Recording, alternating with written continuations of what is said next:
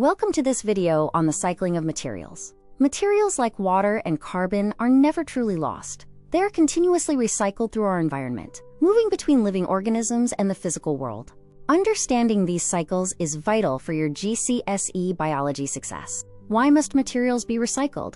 Earth is a closed system, meaning matter doesn't just appear or disappear. Every atom in a living organism has been part of something else. Recycling is essential to maintain the nutrient balance that all life depends on. Let's look at the water cycle. This process describes how water moves between the Earth's surface and the atmosphere.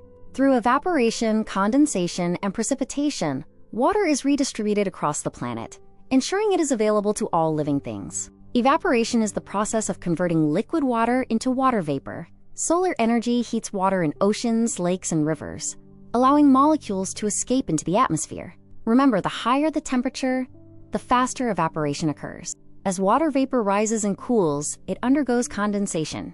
Vapor turns back into tiny liquid droplets, clustering around dust particles to form clouds and mist. This is effectively the reverse of evaporation. Precipitation occurs when water falls from clouds to the Earth's surface as rain, snow, sleet, or hail. This essential process returns water to our rivers, lakes, and oceans, replenishing the water supply and completing the cycle. This overview shows the 4 stages: evaporation, condensation, precipitation, and collection. These stages repeat in an endless loop, redistributing fresh water across the globe and sustaining both terrestrial and aquatic ecosystems. Plants play a crucial role in the water cycle. They absorb water through their roots, specifically using root hair cells for maximum surface area. This water then travels up through the xylem vessels, supporting the plant and eventually returning to the atmosphere. Transpiration is the release of water vapor from plant leaves through tiny pores called stomata. This rate is influenced by light, temperature, and wind. By releasing this vapor, plants significantly contribute to cloud formation and global water balance. For your exam, remember this: plants absorb water through their roots and release it through transpiration. This continuous flow is known as the transpiration stream, driven by evaporation at the leaf surface. Moving on to the carbon cycle. Carbon is the fundamental building block of all organic molecules, including proteins and DNA. Just like water, carbon atoms move between the atmosphere, living things, and the Earth, continuously being recycled. In our atmosphere, carbon exists primarily as carbon dioxide. Carbon is also stored as organic matter in living organisms, and as fossil carbon in coal, oil, and gas, remains of ancient life stored over millions of years. Photosynthesis is the process where plants and algae use sunlight to convert carbon dioxide and water into glucose and oxygen. This is the primary mechanism that removes carbon dioxide from the atmosphere and incorporates it into living matter. During photosynthesis, carbon atoms become part of the plant's glucose molecules, building structures like cell walls. As animals eat these plants, the carbon is transferred through the food chain. Remember for your exam, photosynthesis removes carbon dioxide from the air. Finally, all living organisms carry out respiration. This process breaks down glucose to release energy, producing carbon dioxide and water as waste. Respiration and photosynthesis work in opposite directions, helping to keep atmospheric carbon dioxide in balance. Remember, in GCSE Biology, it is a key exam tip that photosynthesis removes carbon dioxide, while respiration releases it. Plants perform both, but photosynthesis dominates during the day, creating a net reduction of carbon dioxide in the air. Combustion is another way carbon returns to the atmosphere. When we burn wood or fossil fuels like coal and oil, the carbon they contain reacts with oxygen to release carbon dioxide.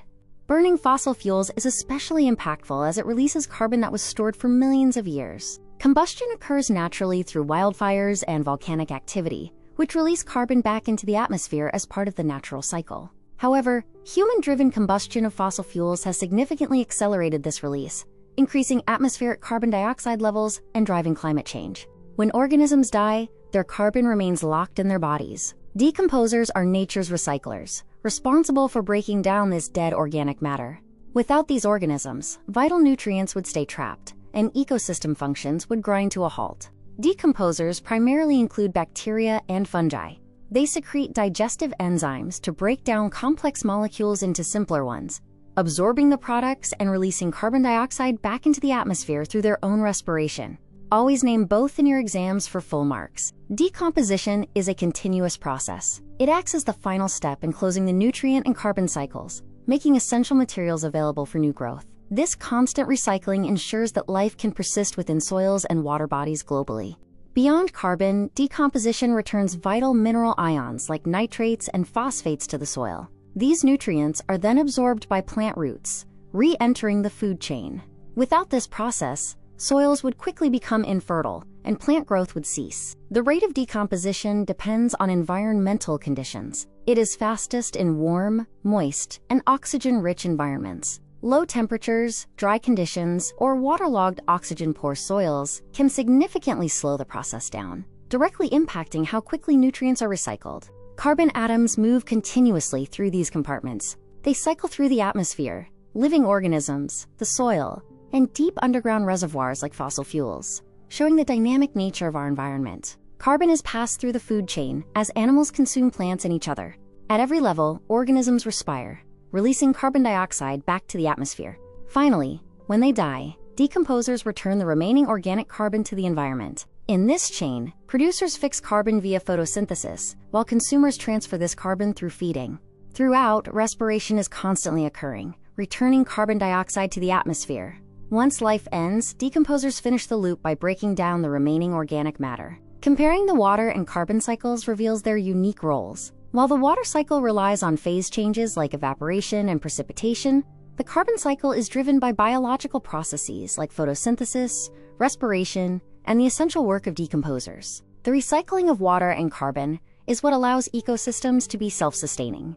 Any disruption to these cycles can have severe consequences for life, as all organisms directly or indirectly depend on these materials to function and survive. When cycles are disrupted, problems arise. Excessive carbon dioxide from combustion leads to global warming. The loss of decomposers prevents nutrient return, limiting growth. Meanwhile, deforestation disrupts the water cycle, reducing rainfall and causing droughts. Deforestation has a double impact. It removes the plants that absorb carbon dioxide, and, if the wood is burned, it releases massive amounts of carbon. It also disrupts the water cycle by reducing transpiration, leading to increased runoff and altered local climates. Photosynthesis and respiration are two central processes in the carbon cycle. Photosynthesis removes carbon dioxide from the atmosphere by storing carbon in organic molecules like glucose. In contrast, respiration releases it back as a product, effectively balancing the levels of carbon dioxide in the air. Over millions of years, organic remains were compressed to form fossil fuels. These substances represent vast carbon stores removed from the cycle. When we burn them today, we rapidly release this stored carbon, disrupting the natural balance established over geological time. The carbon cycle relies on several key processes. Plants fix carbon through photosynthesis, which then passes through the food chain via ingestion. Respiration from all living things. Decomposition of organic matter by microbes, and the combustion of fuels each return carbon to the atmosphere. In the water cycle, solar energy drives evaporation, turning surface water into vapor. Transpiration from plants adds to this atmospheric moisture. As air cools, condensation forms clouds, which then return water to Earth via precipitation. Roots subsequently absorb this water to restart the process. Here is a quick summary of core terms. Evaporation is the solar-driven transition to water vapor. Transpiration is the specific loss of water from leaves. Decomposition is the microbial breakdown of matter that releases nutrients. And combustion is the burning of materials that releases carbon dioxide. Test your knowledge. Evaporation occurs at the surface of bodies of water. Transpiration is the loss of water from leaves through the stomata.